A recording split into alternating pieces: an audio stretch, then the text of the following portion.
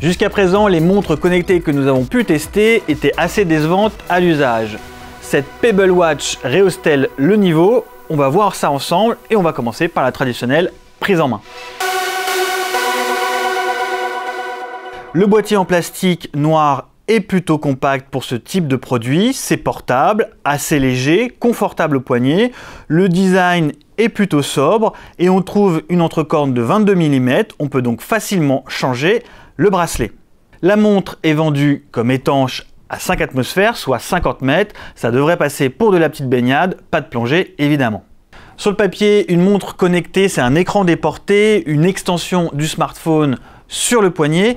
En pratique, il y a pas mal de lacunes. L'autonomie, on dépasse rarement la journée d'utilisation, l'appairage qui est parfois chaotique, ou l'écran tactile et l'interface qui sont mal adaptés.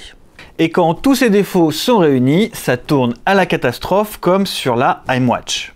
Quand on regarde ces lacunes, on sent déjà que cette Pebble Watch est plus aboutie, plus réfléchie, d'où son succès sur Quickstarter, la plateforme de financement collaboratif.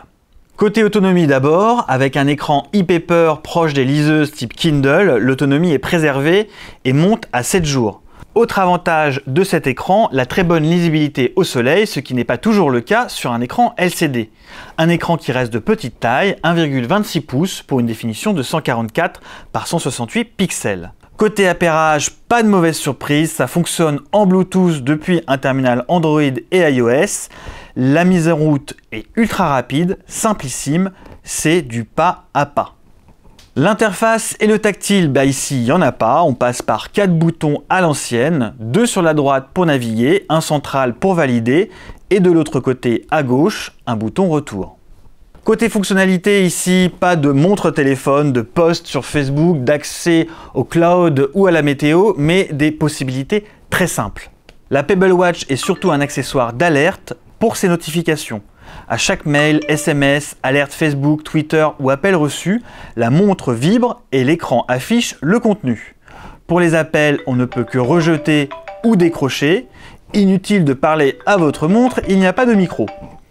À noter que les mails comme des SMS ou e-messages ne s'affichent pas intégralement, pas d'image ou de pièce jointe non plus. De même, impossible de répondre à ces messages, c'est de la consultation. De façon plus anecdotique, la Pebble peut également faire office de télécommande pour piloter le lecteur audio. Là encore, c'est très limité. Plage précédente ou suivante, pause ou lecture, on ne peut pas contrôler le volume ou naviguer dans sa bibliothèque. Côté fonctionnalité, c'est à peu près tout. L'écosystème est encore naissant et on trouve pas grand chose sur le site My Pebble Face ou sur le mini store disponible sur le smartphone. Quelques skins pour la montre, une petite trentaine d'applis ou des jeux old school qu'on récupère via QR code. Ambiance Nokia 3210 avec Snake.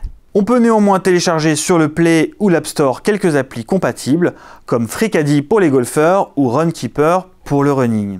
Si elle se recharge en USB, pour récupérer tous ces contenus, il faut passer par le téléphone. Au final, cette Pebble Watch est surtout un moyen de consulter ses notifications. C'est clairement pas le produit de l'année, mais elle est assez discrète. À l'usage, elle sait se rendre utile et à 150 $, l'investissement n'est pas trop lourd. C'était Alexandre Billot pour CNET France, merci et à bientôt.